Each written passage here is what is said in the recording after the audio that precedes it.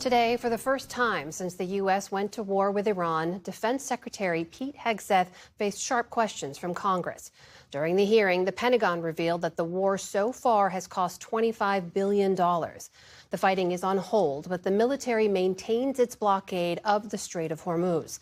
And PBS News Hour has learned one of the aircraft carriers currently in the region, the USS Gerald R. Ford, will soon head home after a record-setting 10 months at sea. Nick Schifrin reports on a contentious hearing and a partisan divide over the war. After 2 months of fighting in the Middle East, the theater of war today was Capitol Hill and a partisan fight over Iran. Stop. Based on the intel. Stop. Reclaiming my time. Because you yell doesn't make you right. The U.S. and Israel says its campaign has eliminated more than half of Iran's missiles and drones, much of its defense industrial base, its entire conventional Navy and Air Force, and has now become a fight over Iran's chokehold over the Strait of Hormuz. But Secretary Pete Hegseth said today the threat of Iran pales in comparison to what he called democratic defeatism. The biggest challenge, the biggest adversary we face at this point are the reckless, feckless, and defeatist words of congressional Democrats and some Republicans. The Secretary and this House Armed Services Committee haven't always been that political. But today, even some previously skeptical Republicans piled on the praise. Everything I have seen, you have surpassed all of my expectations, and I just want to say thank you from the bottom of my heart. And Democrats voiced most criticism. The president has got himself and America stuck in the quagmire of another war in the Middle East. He's desperately trying to extricate himself from his own mistakes. You call it a quagmire, handing propaganda to our enemies? Shame on you for that statement. And statements like that are reckless to our troops. Early on, the Pentagon's chief financial officer disclosed for the first time the war's $25 billion cost. So you're saying the full cost at this point is $25 billion?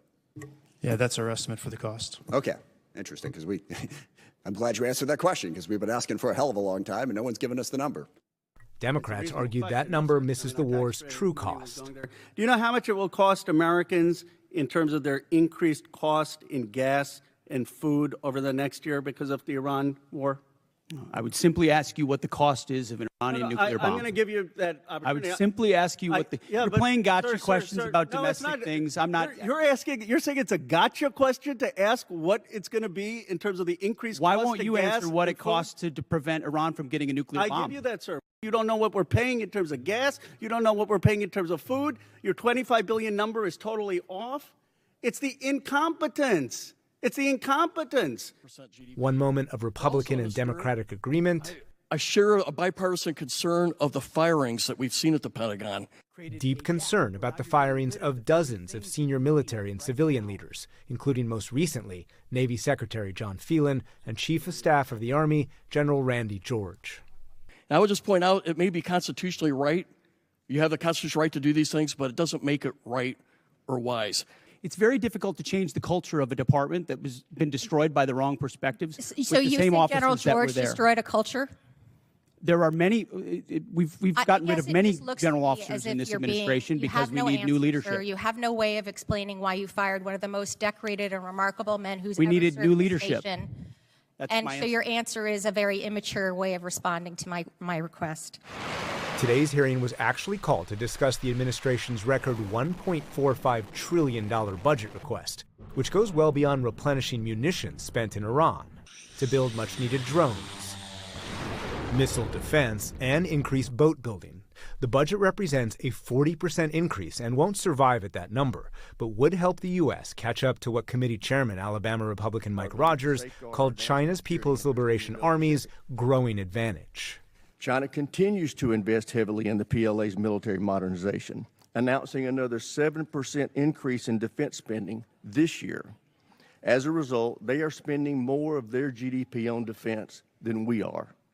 Chairman of the Joint Chiefs of Staff, General Dan Kane, called the request a much-needed long-term investment. As we look at the character of warfare changing very, very fast, what's layered in to this budget by our civilian leaders will allow us to start getting ahead of where technology is evolving. But today in the Middle East, it is not advanced technology helping determine the war's fate. Iran is using the threat of mines and drones to keep a chokehold over the Strait of Hormuz. Iran recently offered to open the strait if the U.S. lifted its own blockade and paused any discussion of Iranian nuclear limits, an offer that President Trump today rejected. At this moment, there will never be a deal unless they agree that there will be no nuclear weapons. Instead, U.S. officials say they'll maintain the blockade, enforced just yesterday by Marines on a commercial tanker, and keep up maximum economic pressure, hoping Iran loosens its demands. Until then, tankers remain at a standstill, and the war's diplomacy in a standoff. For the PBS News Hour, I'm Nick Schifrin.